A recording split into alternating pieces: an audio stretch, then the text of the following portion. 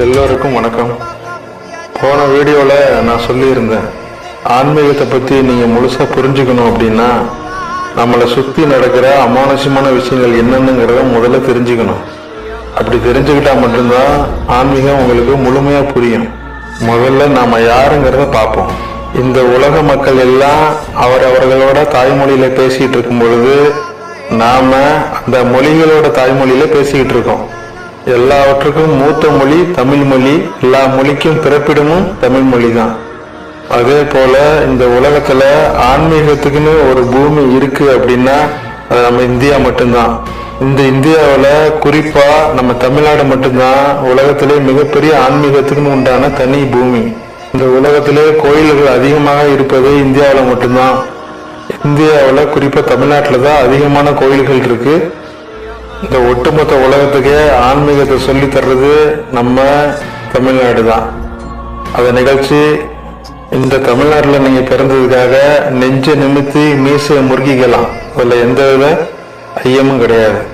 எல்லோரும் நல்லா ஒரு விஷயத்த புரிஞ்சுக்கங்க. ஆன்மீகங்கிறது மதங்களை தாண்டி இந்த உலகத்தை நேசிக்கிற ஒரு விஷயம்.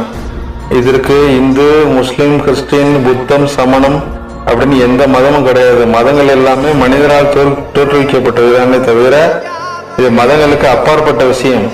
சின்ன சின்ன பூச்சிலேருந்து தாவரங்கள்லேருந்து இந்த பிரபஞ்சத்துல வாழ்ற அனைத்து உயிர்களுக்குமே இந்த ஆன்மீகமானது சொந்தமாக இருக்கு. இது மதங்களை தாண்டி அப்பாற்பட்ட விஷயம். இந்த ஆன்மீகத்தை எந்த ஒரு மதத்துக்குள்ளேயும் அடக்க வேணாம். இன்னொரு முக்கியமான விஷயம், இந்த ஆன்மீகம் என்பது 100க்கு 200% முழுக்க அறிவியல். நம்மளோட தமிழ் கலாச்சாரத்துல நடக்கக்கூடிய எல்லா சம்பிரதாயங்களும், சடங்குகளும், பண்டிகைகளும், வாழ்வியல் முறைகளும் எல்லாமே முழுக்க அறிவுபூர்வமான செயல். ஃபுல்லாவே சயின்ஸ் தான். கிபி 16ஆம் நூற்றாண்டுல கலீலியோ தொலைநோக்கியை கண்டுபிடிச்சதுக்கு அப்புறமேலதான் ஒவ்வொரு கோள்களோட தூரம், அளவுகள் எல்லாமே கணக்கிடப்பட்டது.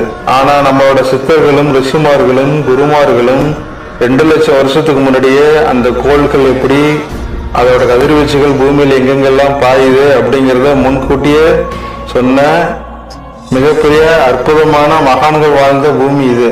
அதனால நம்ம சித்தர்கள் எல்லாரையுமே 2 லட்சம் வருஷத்துக்கு முன்னாடி வாழ்ந்த எல்லாரும் அறிவியல் பூர்வமான விஞ்ஞானிகள், அதாவது எல்லாருமே சயின்டிஸ்ட் அப்படின்னு தான் நீங்க எல்லாம் நினைக்கணுமே தவிர யாரும் சாமியார்னு மனசுல கூட நினைக்க கூடாது. ஓகே, இப்ப நம்ம விஷயத்துக்கு வருவோம்.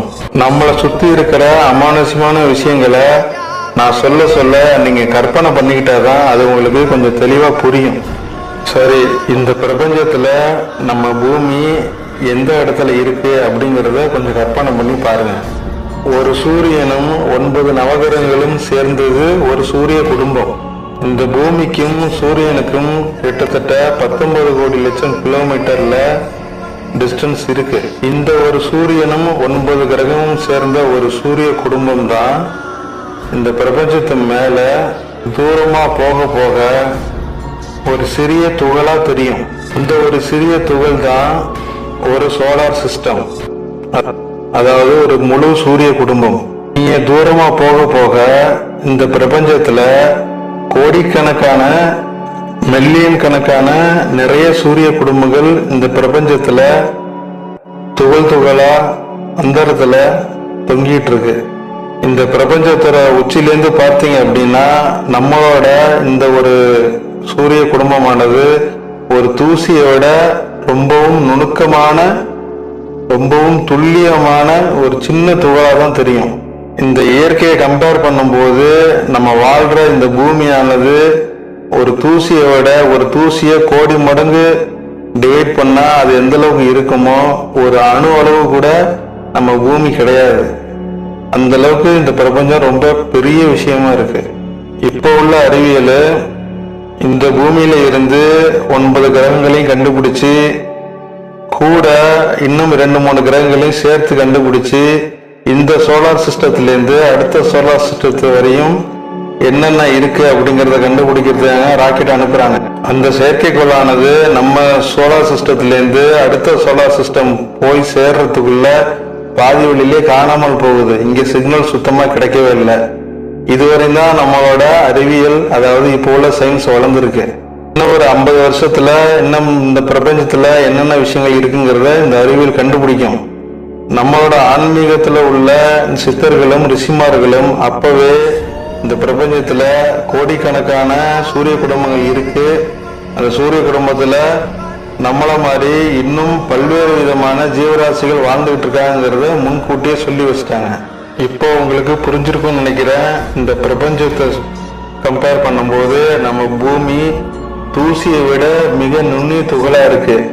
இந்த பூமியில இருந்துகிட்டு நீங்க பெரியாளா நான் பெரியாளா, இதுல போட்டி பொறாம வஞ்சகம் கள்ள தொடர்பு கொலை கொள்ளை வாக்கியா சண்டை வரப்பு சண்டை இதெல்லாம் நம்ம நடத்துறத பார்த்தா ரொம்ப வேடிக்கையா இருக்கு, வினோதமாகவும் இருக்கு.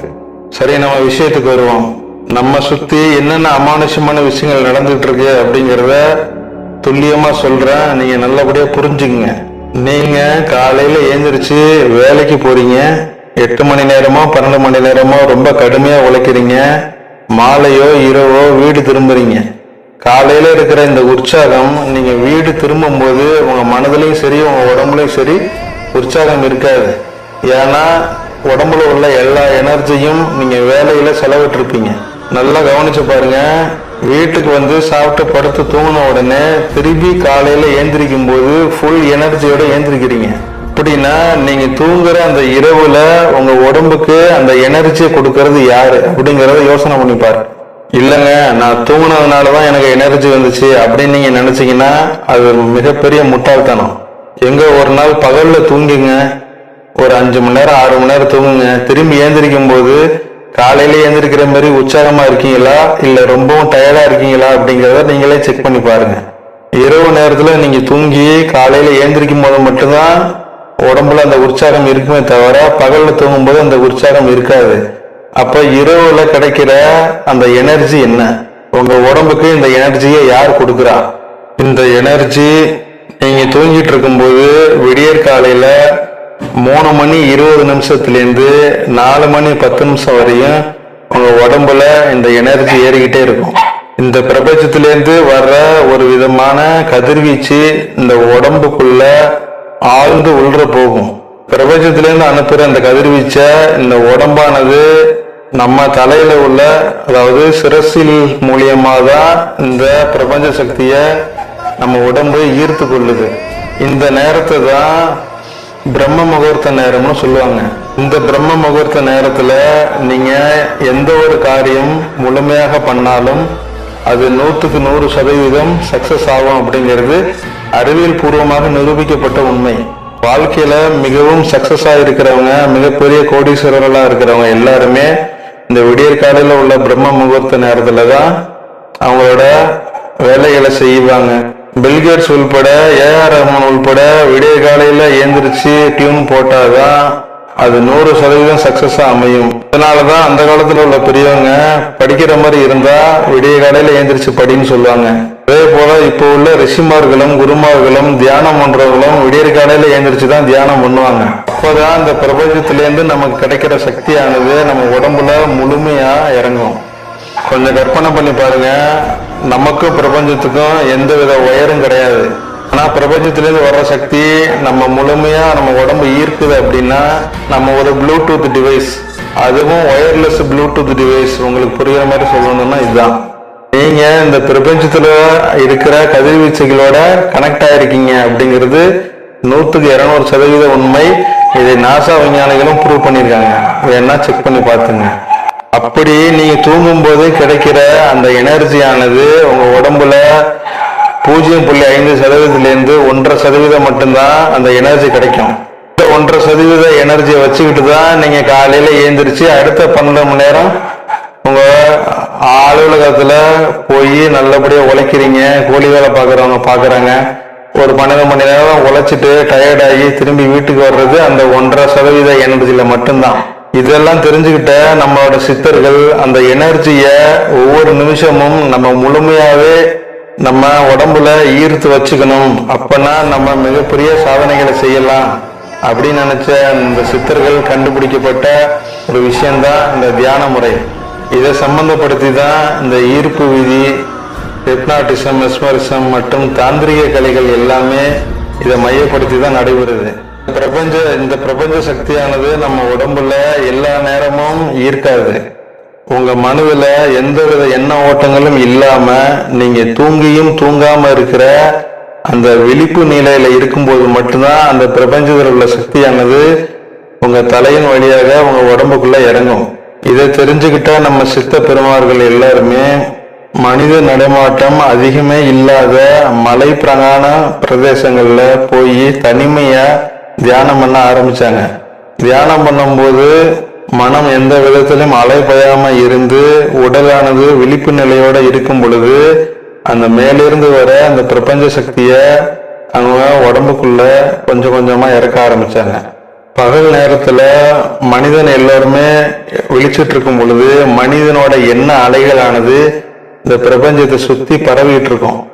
இரவு 3:40 4:10 வரையும் இந்த பிரபஞ்சத்துல உள்ள எல்லா மனிதர்களும் அயர்ந்து தூங்குகிற நேரம். அப்ப மனிதர்களோட எண்ண அலைகள் எதுவுமே இல்லாத நேரத்துல இந்த பிரபஞ்ச சக்தியானது முழுமையா நம்ம உடம்புக்குள்ள இறங்கும். நீங்க தினமும் இந்த 1.5% சக்தியை வச்சுக்கிட்டு மட்டும்தான் வேலை பார்க்குறீங்களே தவிர நீங்க பண்ற தியானத்தின் மூலியமா இந்த பிரபஞ்ச சக்தியானது உங்க உடம்புக்குள்ள ஒரு 30%, 50%, ஏன் 100% வந்தா உங்களோட உடலும் மனதும் எந்த வேகத்துல இருக்கும், எப்படி ஆரோக்கியமா இருப்பீங்க அப்படிங்கிறத கொஞ்சம் கற்பனை பண்ணி பாருங்க.